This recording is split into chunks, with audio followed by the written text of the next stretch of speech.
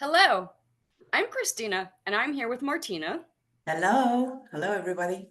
and we are your podcast hosts for Everyday Ordinary, Extraordinary Men. Most humans have a lot of preconceived notions and stereotypes about gender. For example, men are tough, silent, and forceful, where women can be chatty, manipulative, or emotional. In doing that, we put people in a box and often forget to see beyond those labels. And if someone's not fitting the mold, we might call them names like tomboy or sissy. Those and similar labels often cause discord. What would a world look like where we go beyond our preconceived notions and understand that we are much more than our gender? That we humans are strong and soft and gentle, deep and powerful, tough, fierce, and open. That qualities are not specific to gender, that we all have all qualities available to express. What would a world look like where we are all free to be who we choose to be and express all our emotions? When we allow ourselves to express the so called masculine and feminine qualities within ourselves, we set ourselves free. When we allow others to do the same, when we accept all of them, we create synergy, peace, and harmony. And we are so excited today to welcome Rico all the way from Argentina to the program.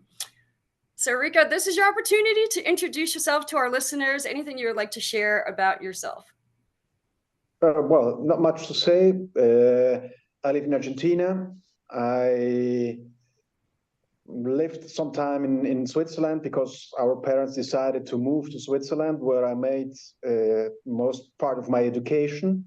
And I am since over 30 years living in Argentina. I'm married. I've got two grown-up kids by now. And I work on a farm since many years. We grow some vegetables and small animals, so piglets and some cows, maybe one or two to have just for our own production. And try to travel a little bit around the world, visiting Switzerland, just to not to break the boundaries we have there. Beautiful, beautiful. And I just also like to acknowledge that you are Martina's brother, for those who don't know. Yeah, well, we are quite a large family for these times. Measuring methods, we're four siblings. I have three sisters, so I grew up in a female's world, surrounded by quite a few women. Yes, you did. And you're the oldest, right? But you're also the prince. You were also or the prince. So there's two sides to it, right? Yes, you took on a lot of responsibility for us, right? But still you were the son, right? So Well, it's both sides, right? And one of the things you didn't mention is that just what is it, a year ago you took a training to do massages as well. And, one of the things I want to say about you, one of the things I really appreciate is, well, your sense of humor that sometimes drives me crazy too. And, your innate curiosity, I would say, right? Your willingness to try things and be open and see. So thank you for being here. Now, if you could finish this sentence for us, if we really knew you, what would we know about you? Sorry. If we really knew you. Oh, if you really knew me, well, I would say still waters usually are quite deep. Okay. Yes. Would be is and well, I have to say for myself, I know I'm not just the most expressive and emotional guy. I usually have quite long but silent working process to digest things, what happened to me or what happened to others. without expressing it out loud. And at the point I have was finished to process everything, then I am ready. But it may take a week, 10 days, a year, 10 days, 10 years. You never know. Beautiful. What a beautiful insight that you know you have to process internally before you can have the conversation or deal with it with others. Like you know you need to have that space to do the work yourself. Is that kind of what I heard? Yeah, no, that's right. I'm not the one which I would say otherwise than our father. He exploded. He just barked everything out, and then it was finished. I'm not that kind of person. I have, and it sometimes it drives me crazy because there really are things which I don't know how to handle, but I try to get around it just to solve it and to have a point of view which is not too maybe personal, not too egoistic mostly. Yeah. I have a question though. Would you say you developed your approach because of watching your dad and how he exploded? That it made you not want to be like that? Or do you think your approach just naturally came about? No, I wouldn't say that it's because of my father, because I have seen how is my father. I don't think so. I think I don't know, it's naturally. I would rather say it's a sequence of things which happened to me, things I lived, I had to pass through, and it's like you put some things by side which you think you can use or doesn't make sense for you, and the other ones you pick it up and take it in. Yeah. Yeah. Beautiful. So, this is our icebreaker question. Tell us a funny or silly or embarrassing story about yourself. Well, there are quite a few, but I have to be honest. I usually what has been in the past, I try to not to forget, to have it present, but I don't live in it. So I might have well, I can recall we had a meeting from the Boy Scouts where the issue I can't remember what it was. Well, I had to get dressed as something. I went dressed as a druid with green painted hair with some water paintings, which I had about a week to get out of my hair. The other one was we have a sister which was a hairdresser. After I finished my college in Switzerland, Strickhof, she made me trenzas, braids. braids, like what was the film? The 10 with what was that? Oh, Derek? Yeah. Well, I had my head all with, and the day I took off the rubber bands, well, my hair was like, and now I have a photo somewhere, and I can't find it because I really like to see that again. But well, and so on. Well, I have an enormous things. Well, I never have been the one who fits in the ordinary scale of behavior, I would say. I was always the weird one who made things and also I also told the things I understood for it, what would for me be okay or not, but not showing and not like a show off. Yeah. Just doing things your own way and not kind Yeah. of doing it the way everybody else does things is kind of what I hear.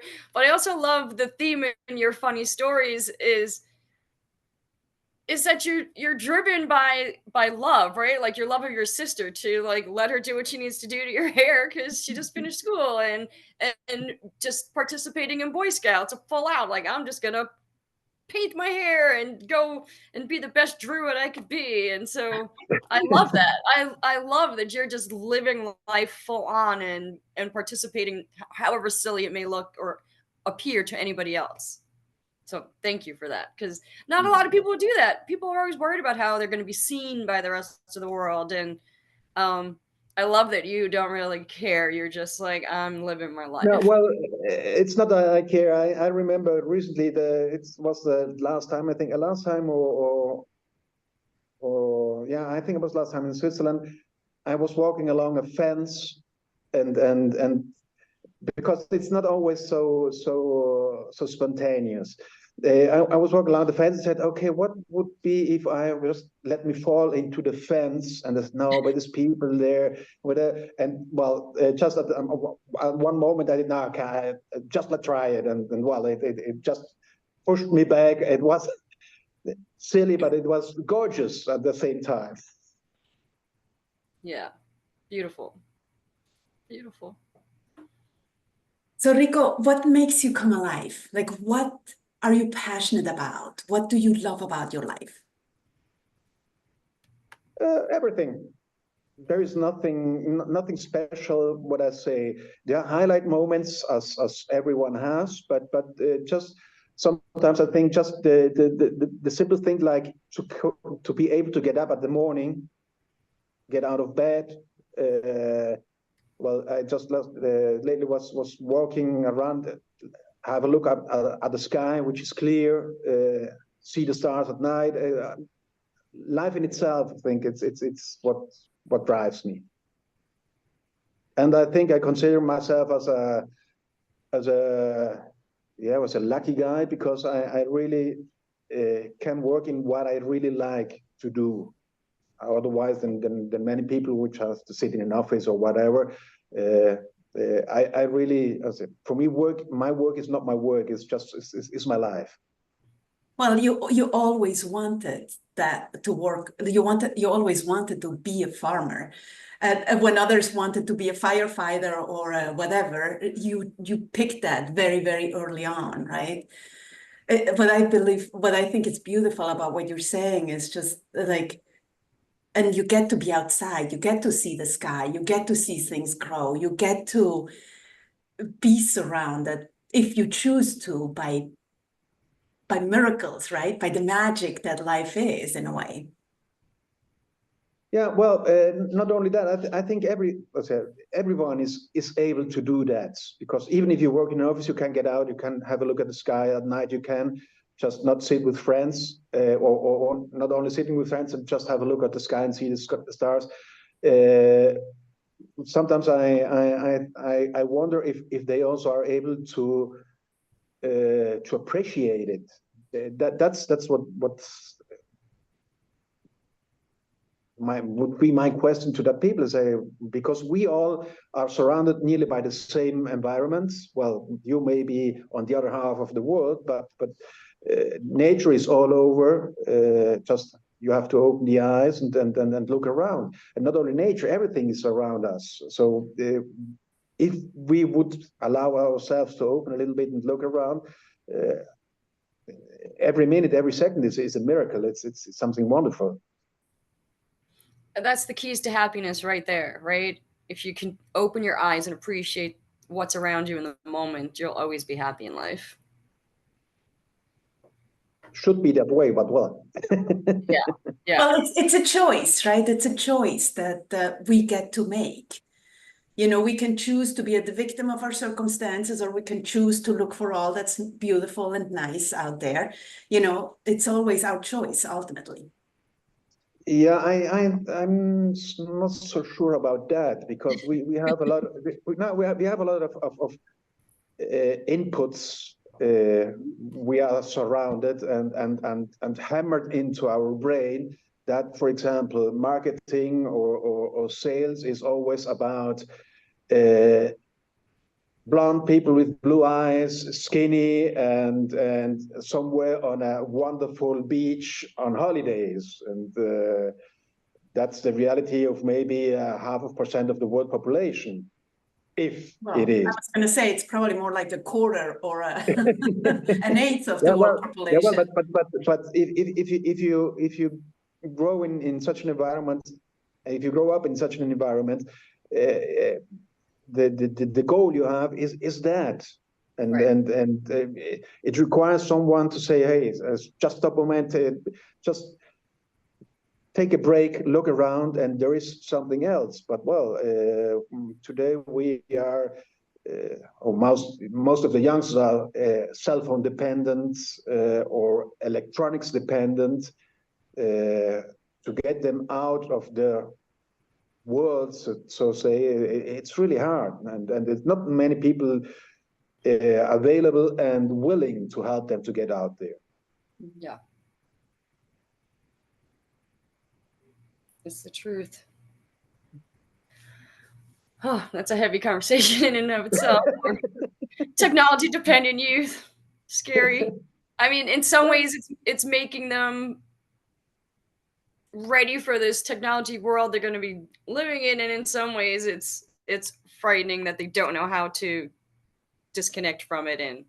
And but I also see a lot of young people learning to disconnect from their phones and choosing to leave it at home for a day and do something in nature. And even some of my clients I can see doing massage are really learning to, or taking my cues on learning to meditate. You know, I have a young couple that have just created a meditation room in their house after some coaching of making some small changes in their life. So I think the younger generation is really starting to realize the impact of being so plugged in is costing them, and starting to make some changes. So I think especially you choosing to go into massage now, I think we have some people that can hold some space for this younger generation and for ourselves to disconnect more, I was right? going to Like say, it's not the just the more younger generation. I mean, right. like there's people our age that are as addicted to their phone as the young ones, right? And at the same time, I know, like my daughter at one point, both of them, one of them said, okay, I'm gonna take a cell phone vacation, or the other one said, okay, I have to just delete this app from my phone because it just takes up too much time, right? There is the work that needs to be done for us, like the learning that comes with it, right? Can I put it away? Can I? Absolutely. Yeah. Yeah, well, but the question would be, the world is changing. It's changing every day faster. In my opinion, not into the best direction. And at some point, we're going to have to accept, as our parents, our grandparents did, that things are different. We may agree or not with it, but things are different. That doesn't mean that they're better or worse, just different. Mm-hmm. Yeah. Yeah. I think that's a great point. It's just different. Mm. All right. I'm going to give you a multi-part question now, Rico, and you can answer one piece of it, you can answer all the pieces of it, or it might be one answer for all of it. So I'm going to just read them to you and you can kind of choose. So what was your biggest lesson, or what was your biggest challenge in life, or what made you who you are today, or what took the most courage? Yeah, biggest lesson, I think, still to come. Most courage. I don't know if something is so scary that you won't, or that I won't affront it. I think mostly because to get courage for something is you understand you did something wrong, or you are about to do something out of the ordinary, to circumscribe it some way. And I consider I've done a lot of things which other people think, well, it's crazy, or it takes a lot of courage, but it wasn't the issue for me. It was the right thing to do, or it was the right thing I thought I had to do. So it didn't require courage, or at least not from my point of view. What were the other two ones I'm No, missing? let me just ask you, Rico, what did it require then? If it wasn't courage, what was it that it required? Like To be convinced that you're doing the right thing, or the right thing for you, or for whatever you are doing. okay. Then afterwards, you might get some bad feedbacks or complaints, but well, if no one stands up for that you or they don't tell you that you did wrong, okay, that's not anymore my problem. It's a problem from the other one who has to tell me, like, listen, well, I misunderstood, or could you explain me what did go on, or why did you do that?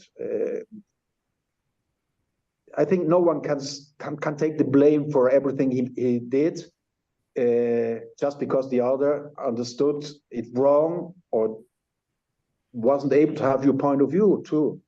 Because we are all individuals. It's not that we are yes a community of people, of living beings, but we are unique. Everyone is unique with his experiences, with his things he had to pass through life. Well, that makes us what we are. Yeah, absolutely. Yeah. So what would you say your biggest lesson then is? or what made you who you are today? My life, my experiences, things I had to go through, family life in itself, everything. I'm a result of things I lived or I had to go through. That's for me as simple as that. Yeah. And the other one was Your biggest lesson you've learned. the big lesson. I don't know if it's the biggest lesson I learned. It's more something about I'm convinced not everything is what you see at and looks like. Yeah. But I don't know if that a lesson, if that is a lesson or simply an acknowledgement of something. I don't know. Well, it's both, right? It's both, because it's one, it's like it's part of realizing, at the same time it's a lesson if you know that, right? It's going back to my children, I try to tell them that what you think the motivation is for other people is not what their motivation is. So unless you ask what their motivation is for doing what they're doing, you're just making something up, right? Because it's not your motivation. No, absolutely. Well, and even if you ask and you get an answer, it might be an answer which doesn't answer your question in the way you did it, or an answer which the person puts on the way, knowing that you expect that answer. Mm-hmm. We are all humans. I think humans have something I would call a self-protecting protocol, which is somewhere deep in us, where we try not to talk about things which puts in an uncomfortable situation or mood. And there are not much people I know, or not a lot of people I know, which are able to say, okay, well, let's sit down and talk about everything we have to talk. And well. Yeah. Yeah. So, Rico, tell us about the time you took a chance for love. And it's not necessarily romantic love, just the time you took a chance for love. Might be love for a cause, or for yourself, or for your family, or countless. I forgot how many. Is there one in specific? I'm a hopeless romantic, and I know that even if most of people don't assume it or don't see that and maybe I sometimes expect that it's a two-way track, and usually it is not, because it's how I feel, and I think, okay, I would appreciate that in a romantic or lovely meaning, and the other one looks, but what are you talking about? So no, well, once again, it doesn't bother me much, because I know I'm able to see a romantic comedy or film and cry like a baby, and the other one see a action movie and think, well, here I am, the hero of the world, rescuing whatever. Well, I must say that chance love, it's nearly on a daily basis for me. So and it's not only, it's maybe to nature, to people, to the loved ones of mine, whatever. It's all over. It's so beautiful. Such a beautiful response. Well, Yeah. there is one that, like somehow, I don't know, it stands out. For you, it might not be a big deal, but it's like, I remember when you decided to pack up and like pack up in Switzerland and go back to Argentina, right? That was just because you wanted do to work on a farm, and in Switzerland that was not it, and it wasn't what you wanted, right? You always wanted to go back to Argentina. So Yeah, well, that's well, I always considered our parents took me out of my environment I wanted to be. That's it wasn't my choice to go to Switzerland. They decided it. We had to follow. they did. Yeah, well, we had no choice.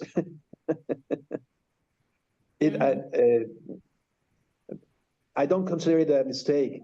Absolutely not. I'm grateful what our parents did for us. Absolutely, but it wasn't my choice. Yeah. It's so good that, to acknowledge that they just exposed you to these experiences, and then you got to choose, right? And as soon as you got to choose, you're like, I'm going back, which is really cool. Now, well, I always was clear with my girlfriends. I said, okay, if it's gonna be real and serious, we're gonna end up in Argentina. Most didn't believe it. The one, my wife did believe it and did stand by my side. What a beautiful thing. Yeah. So, what would you say your superpower is, Rico? My superpower, I have none. I don't think they exist superpowers. I'm just, I said, I consider myself a regular guy, not more, not less. So I would say then your humility is your superpower. And your humor is your superpower. Yeah. And your loyalty. My humor was always because I can't stand a room full of people with a shit face, to say it clear and loud, and I agree. ¿Cómo se dice arrugas? How do you say that? Wrinkles. Wrinkles, okay. Making a shit face or a worried face gives you less wrinkles than a happy face, but still then I prefer to have wrinkles. I think I would assert your superpower is you are a lover of life, and it just manifests in all these ways. So through your laughter, through your smile, through your humility, through your ability to listen to people, to see, you love life, and you just love to be able to help people enjoy it. That's what I see from this conversation. Well, if I say what would be the goal of my life, I would say that if I'm gonna be if I would be able to change the point of view of one person I am in contact with to see things otherwise, that would be the goal of my life. Yeah. Very special. Very special. I think in a culture where most people are very self-centered, like they only focus on their universe, to have people that are all about lifting up the people around them in their community, it's very refreshing. So thank you for that perspective. Yeah. Okay. So Rico, if you had a magic wand and you could give people any quality, what would it be and why? Its ability to see people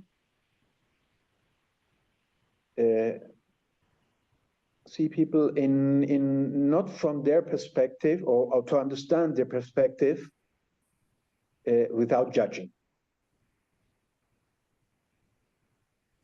And why?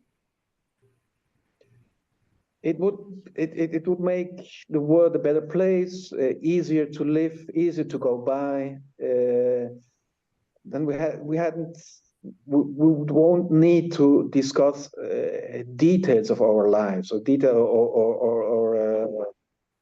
meaningless things. And I don't say we won't have to discuss if you are straight or gay, if you are black or white, if you are Chinese or European. All the discussion would disappear. Yeah. To understand, I would say it's difficult to put things in perspective.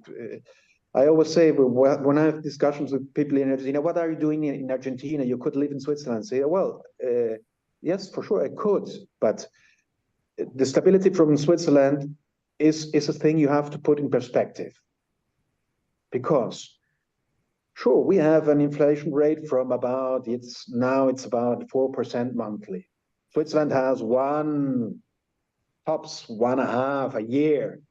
Then an Argentinian can't understand, would love to have only 1.5% inflation rate in Argentina. But say, well, but you have to see they have other problems you don't see from here, because you see a country where everything works, where everything is in order, where everything seems to be in order. Let's say it that way. So if you have to put it in perspective, in Argentina, well, with all the problems, this inflation rate has I always say it has a higher life quality, I would say, not health quality, life quality than Switzerland, at least for me. We enjoy, we have a social part where it's very important. We meet, you pick up the phone and say, hey, listen, we're gonna have barbecue. Would you like to come by? And that's not something you plan 2 weeks ahead. We make it just at the moment. It says, "Oh, let's take some meat out of the fridge. Look, it's too big for us. Who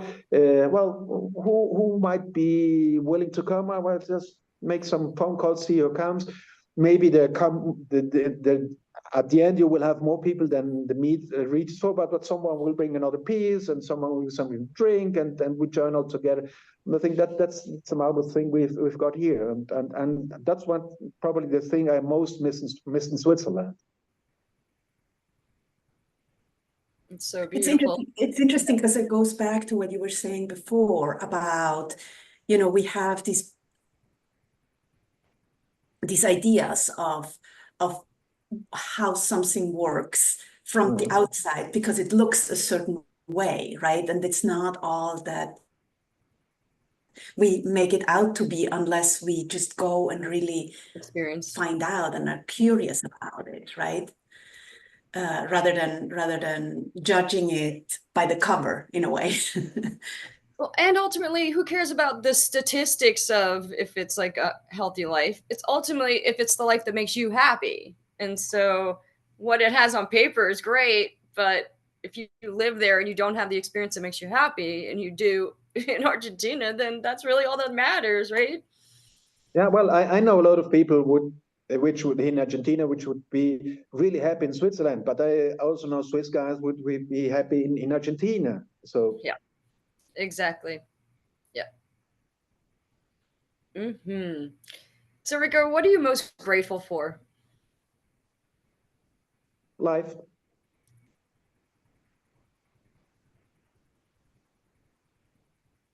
not more, not less. No, for life, it's Yeah. and everything it happens in it. So it's Yeah, just the gift of every day being able to create to and be able collaborate. to get up in the morning, even if I have to put on the right place every bone sometimes, to stretch, to get started with the pains because of the age. But well, it means I'm alive. Yeah. So, Rico, what do you consider your biggest accomplishment?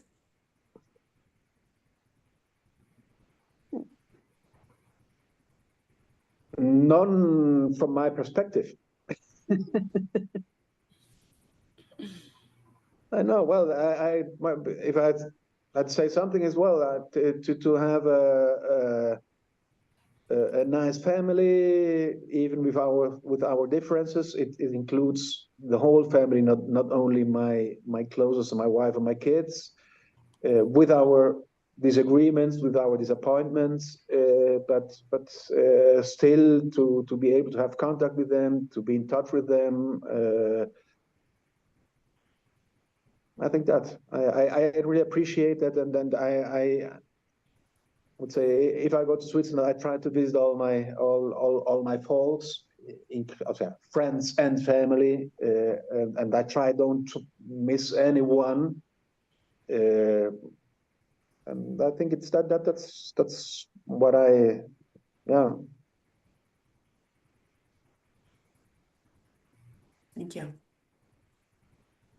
Thank you. So thank you for being here. Thank you for taking the time out. Today is your wedding anniversary, and I completely forgot when I scheduled it. Send my love. You were quite involved in it. I know, I remember, but it's a while back. I looked at my calendar today. I was like, oops, it's his wedding anniversary. So send my love to Bea.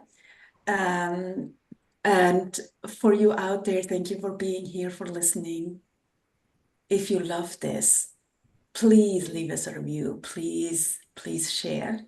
And please remember, you are extraordinary. You rock. Have a wonderful day. Christina? Until next time, bye for now. Rico, Like that. do you want to say bye, Rico? No, well, bye. Thank you for your time. Has been a pleasure, and keep steady. Thank you. We loved having you.